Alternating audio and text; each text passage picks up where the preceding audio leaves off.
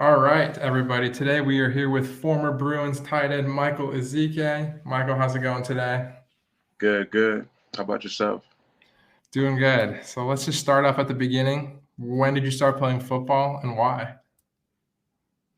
I started playing football when I was in high school, and it was because I just loved like the physicalness and just the overall just the aggression and like just the fundamentals of the sport. Yeah, and then did you start off playing tight end? I know you came to UCLA as a wide receiver.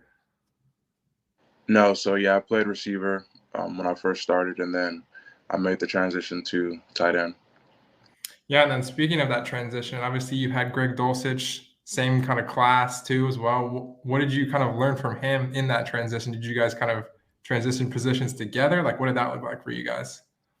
Yeah, Greg, he transitioned to tight end before I did.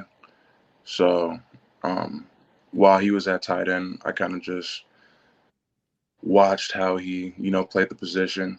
Um, he was not the biggest, but he made up for it in fundamentals.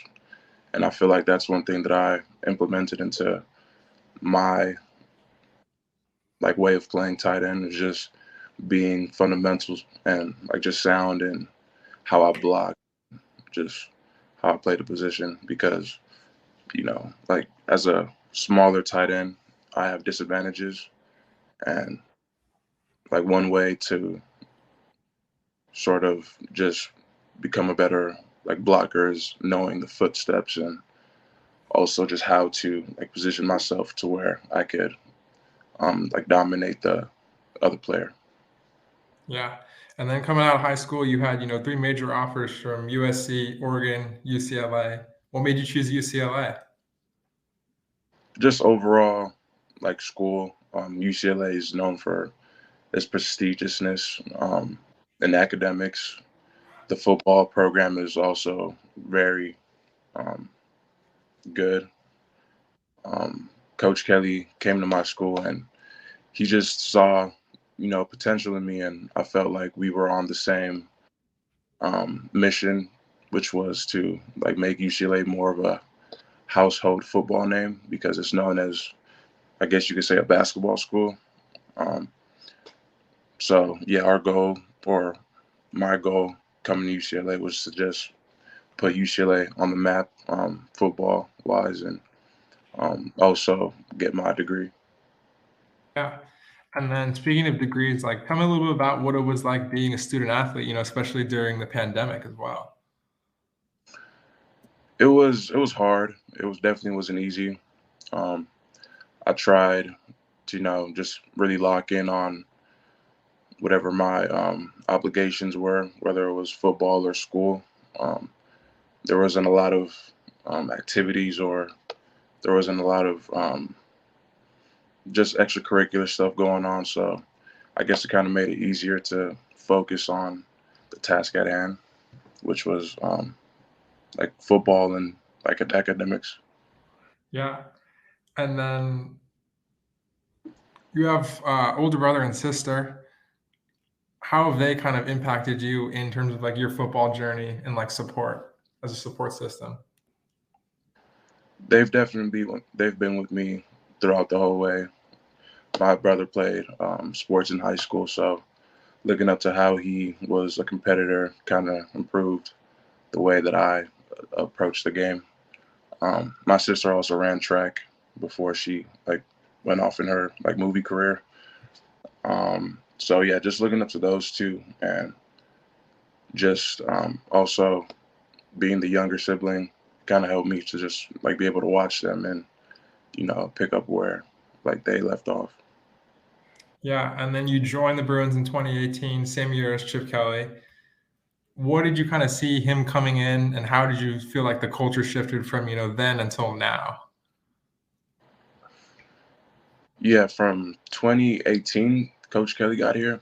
Um, he was trying to just change the program around and bring a new meaning to UCLA Bruin football. And from then to now, there's been a significant difference in just how we as players approach the game because, we care. We're passionate about the sport, and you can see that every day in our work habits and also just our character. That's one thing that is very important at UCLA is character and the type of person you are. So, Yeah. yeah, just becoming a more like refined and um, intentional like player really Mhm. was the main focus of Coach Kelly and him like shaping us to the players we are now. Yeah, and then from 2019 to 2021, you guys had 6 draft prospects. Last year, you had 6 alone just in the 2022 draft. What do you think that difference has been in terms of, like, recruiting, that kinda stuff, and developing that kinda talent for the NFL? Yeah, that's just a testament to like what Coach and the whole athletics department at UCLA has done with the players. They've really just kind of guided us and also put us in the good path to like becoming like players who are sought out by professional leagues. And even this year with like our draft class this year, we have a lot of athletes and a talent that are looking to impact to the next level. And it's really just a testament to the coaching and the people in our corner who are helping us. Yeah, and then speaking of those pros, do you have any, like, relationship with some of those guys still? And, like, have they texted you any pointers just about, going through the process, that sort of thing? Yeah, I was actually just hanging out with Greg Dosich about 2 days ago, and one of my like biggest concerns were, like defensive ends in the league. They're huge, and as a tight end, we're not the biggest opposers. So, like, I just asked him, "How do you like block those guys?" And he just said, "You have to be really dialed into like who you are as a like an athlete. You have to know your strengths and you have to know your weaknesses." And I feel like that's one of my biggest assets is knowing my strengths and most importantly knowing my weaknesses because I'm only as good as my weaknesses. So for um, me to become a good player, I have to utilize the weaknesses that I have and turn them into strengths. Yeah. And then what would you say is your best game on tape as a Bruin? I think I might already know the answer to this question, but Oh yeah. I mean, a lot of people would say USC because I caught 3 touchdowns, but yeah. I believe it was maybe Pittsburgh. Yeah, in the bowl game. Yeah. And then who was the toughest defense you had to play against this year? Toughest defense, Washington. I would probably say Washington. Why? Is there any different matchups that you just kind of couldn't crack? Like, what was the feeling against that defense? I know that was kind of a shootout. Yeah, it was. It was. They just had really good defensive ends. I remember they had really good defensive ends. Um, I forgot their names and like numbers, but I remember the whole week we were kind of just going over our film and saying, "Yeah, this is probably the best defense we're gonna face," and they were pretty good. Yeah. And then is there any significance of your number? I know you changed it kind of halfway into your career here. Yeah. No, no significance. My coach just called me and was like, "We want you to wear 86," and I was like, "Cool, let's change it." I know it's kind of interesting to see a wide receiver with 21 on now. Was that just what they Yeah, gave you? yeah, they just gave me 21. Yeah, but I Okay. liked it. Nice number, 21. And then in terms of DTR, obviously your quarterback, what have you kind of seen from him and his growth? Because from what everyone's saying in the media right now, everyone's saying he's been, a little bit inconsistent in college, but he's just shown growth again and again. What have you seen kind of from a firsthand perspective about his growth and like his growth as a passer, that sort of thing? Yeah, DTR, he's one of those like type of players who's going to keep growing throughout his career. We were roommates sophomore and junior year, and just to see how he's like matured as a not just a player but also a person is really really inspiring. Actually, I talked to him after our like after our bowl game, and I just told him that like I'm proud of like what he's like been doing and how he's been handling himself like as a not just a player but also like a public figure. Um, he's been like all over the media and like people are have like 2 cents to say about him, but he kind of just like sticks to his own. Like he knows his game and he knows how to improve himself. So yeah, he's definitely matured and is a really good player, and he's gonna just keep getting better. Yeah, speaking of the media, how do you like kind of that media not get in your head, in terms of like rankings or just, general like scouting reports? How do you kind of filter that out and when you're worrying about your game? The media has one job, and that's really just to report on what they think the truth is and like how players are evaluated. And I have one job, and that's to play football. So I don't let their opinions or their perspectives like really affect me, and I just try to stick to my um, own like game plan and what the overall um, like goal is. I don't I don't get too infatuated with that type of stuff. Yeah. And then speaking of your game, what would you say is your favorite route to run? Favorite route, corner route. Corner. And then this one's a fan question. We have, if Coach Kelly has any interesting play calls, what was your favorite one? I know, like, for example, they ran corn dog in the Super Bowl Corn dog. because the receiver ran a corner and another one ran a drag. Corn dog. I don't Corn know if dog. Coach Kelly has anything like that, but Um, my favorite play is inside zone. I'll tell Coach Kelly that if he was standing in front of me. Everybody knows I like to run block, so yeah, I love inside zone. yeah. And then his scheme, very run heavy scheme, but somehow the tight ends are still able to kind of produce in that scheme. Why do you think that is? It's kind of just game plan and how he draws it up each week. Um, whether it's like a team who likes to fill the run fast will kind of scheme it up that way to you know like just catch them like not looking or like blind. So Mhm. just how the team plays. Yeah, and then speaking of how the team plays, I remember hearing from Kyle Phillips last year that there was something about you he would call on you and you'd have to recite the game plan week over week. Tell me a little bit about that. Yeah, so that's called the 24-hour question game, and it's pretty much self-explanatory.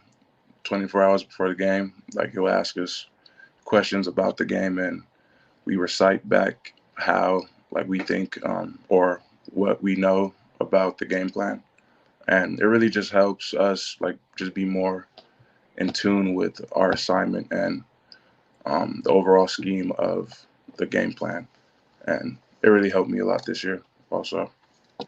Yeah, and then speaking of that, I know that's kind of a similar thing to what like NFL interviewers, like and the teams kind of ask you. Dorian mentioned that after his pro day interview, and he said like some guys had him like throw a basketball into a hoop. They had him like do like a mini putt. Has there been anything a little bit more like on the interesting side with interviewers so far? Me personally, no, it's been pretty just straight to the point. They haven't asked me to do anything interesting like that. Not that I'm not willing to do it, but Not it has yet. yeah, hasn't been anything exciting yet. But hopefully. And then in terms of like just interviewers in general, what kind of questions have they asked you that you were like, oh, that one's a hard one? The one that I got a lot was uh, like, what was your hardest uh, like moment in your life where like you had adversity? And I always look back to like my like childhood days and just kind of reflect, and just answering that over and over, it makes you just realize like how far you've come and really appreciate where you are. Yeah. And then what's your favorite game out of your entire college career and why? Favorite game, USC freshman year, I would definitely say, because it was my freshman year and we beat USC for like the first time in like 4 years or something like that. So Yeah. definitely exciting. Yeah. And then who are some of the guys you're watching on tape in the pros? And is there anyone you're trying to model your game after? A lot of guys, yeah. George Kittle's probably the top player, just because of his attention to detail and his physicalness and just the way he approaches the game. It's very commending, and I feel like me as a player, if I could get my game to reflect or mirror his, then it would be um, good for me. Yeah. And then who was your favorite NFL player growing up? I know on your bio it mentioned Kobe, Brady, and Bobby Wagner. Those are some interesting choices. Tell me about that. Yeah, Bobby Wagner went to my high school, so he's like the goat, and uh, yeah, he's definitely the goat, and really just a legendary player out of like Ontario, which is not really a big city. Brady, of course, because of his accomplishments and what he's been able to achieve. Um, Kobe, of course, because just his mentality of how he, approaches the game is very interesting. And yeah, I like those players a lot. Yeah. And then speaking of like mentality, when you're going to prepare for a game, like what would you say like the way you prepare is? Like, are you one of those guys that's just locked in? Or do you like to look at film before? What's the way you kind of prepare for a game, like get in that game mindset? Yeah, a lot of guys take different approaches. My approach is just making sure that I know my assignment and I'm able to execute my assignment. So what that looks like is just before the game or 2 days before the game, kind of just studying my opponent and just seeing what his tendencies are, what he likes to do, what he doesn't do, and kind of just building off of that, and just studying him inside and out. Um, yeah, and also just going over my playbook and making sure I know my assignments. Yeah. And then what are some of the ways that you're preparing right now? Obviously, pro day's over, so you got to showcase that in the rainy weather, but what are some of the ways you're still continuing to prepare for the draft? Just working out. I have a workout tomorrow with the 49ers. So yeah, just getting ready for that. I'm actually about to go run like on the track a little bit right now, and just like get my body right, be healthy. Just make sure that my limbs are feeling all right, and I'm just not like stagnant or complacent. Just staying active any way I can. Yeah. And then what's an aspect of your game you're still trying to like improve on specifically? Right now, it'd be blocking, just blocking. Yeah. And do you think that kind of builds upon like the transition from two tight ends still as well? Repeat that again. I'm sorry. I didn't. You think, yeah, no problem. You think that kind of builds from the fact that like you were still a converted wide receiver and and like that's one thing you need to work on? Yes, definitely, definitely. Run blocking is not the most easy task, but once you get repetition and um, just study and work on your craft, you're bound to get better. Yeah. Now let's move on to the NFLPA Bowl. Obviously, you were a participant. Tell me a little bit about that experience and what you guys got from that whole event. The NFLPA Bowl was really one of the most like fun times that I've had playing football. That's saying the least. um, Number one, because the coaches really made it a special event. Um, all the coaches were from HBCUs, and they had not a lot of knowledge about the game. And my coach in particular played in the league for I think it was like 10 or 17 years, or I don't remember how many he said. It was a long time, but he just told me a lot of pointers and tips on what it is to be a rookie, and also just the position that I'm putting myself into, because of the players are all grown men and they have families, and for me to be a rookie, just the steps that I have to take to maintain and also um, last in the league. So just seeing all the players and all the talent that uh, participated in the NFLPA Bowl, it was really a dream come true to like just be surrounded by that much um, Yeah. talented people, and Yeah. And then what was that experience like with some of your former teammates? I know Gaines was there, Mitchell was there, some of those guys. Tell me a little bit about that. it was really fun. Yeah, seeing John Gaines. Shout out to him and like just what he's doing right now. He's earning a lot of notoriety in his position. He's a really good offensive lineman. Uh, yeah, we were on different teams, so I didn't really talk to him as much because like the time conflictions. But we did see each other a couple of times, and like we would say hey and stuff. Mitch Agude, of course, was one of my friends before he transferred. Um, it was exciting, very exciting time seeing them and just catching up and competing at the highest level. Yeah. And then I know that's something that they emphasize at that event a lot is off the football field stuff. What did you kind of take away from some of those talks from, former players or coaches about off the field? Yeah, time management was the biggest off the football field trait that I learned. Basically, just how to manage your time, and also money management was another big point. Um, as an NFL player, especially a young player, you kind of splurge a little bit and think you have all this money when in reality it's really not a lot, or um, it's not everlasting. So just learning how to manage your money and time is essential and just a crucial component to being a pro. Yeah. And then in terms of off the field stuff, like relaxing, that kind of, I noticed on the like the bio of your stats, it said hobbies were video games and loves to cook. What video games and what are we cooking?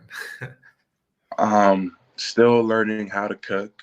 Um, Still learning how to cook like good food. Right now it's just the basics like eggs and like macaroni and stuff. But video games, definitely play a lot of video games. Madden, uh, Call of Duty. Haven't played any in a while just because of this whole draft process, trying to Yeah. lock in, to stay focused. But yeah, video games and reading, um, walking, like going out to like do stuff like movies, shopping, all types of stuff really, like hobbies. Yeah. This is something I always ask my guys when they say they play Madden. Do you play as former teammates in Madden anytime? Always, always, yep. And then, what's your favorite way moving into the fan questions here from the Bruin fan base, we're just gonna go rapid fire. What's your favorite way to decompress after a game? Ice bath, and then just um, relaxing on my bed. What do you think makes the tight end position so effective with Chip Kelly? I think it's just scheme, right? Yeah, I mean, the best position in football, and when you have one of the best coaches, it's a great match. Did you notice any changes in the program after Jarman took over as athletic director? Definitely more successful. What do you think will happen with the UCLA QB situation next year? A lot of competition, really. Best man wins. How are you feeling about the basketball teams right now, men's and women's? The basketball team is doing really good. Um, Expecting a championship, that's just the standard, what we created. Yeah. And then do touchdown dances have a protocol? Is it up to the person who scores or is it team-based like you meet before? Up to the person. If Coach Kelly, oh wait, what's your favorite pregame hype song? Berserker by Eminem. If you could take one teammate with you on a deserted island, who would it be and why? I'm taking John Gaines because he could cook. He could And then if you could have a superpower, what superpower would you have? flight. All right. Well, that'll do us for today. To be updated every time a new episode drops, you can follow me at Football by Nico on Twitter. Thank you very much for listening to the pod.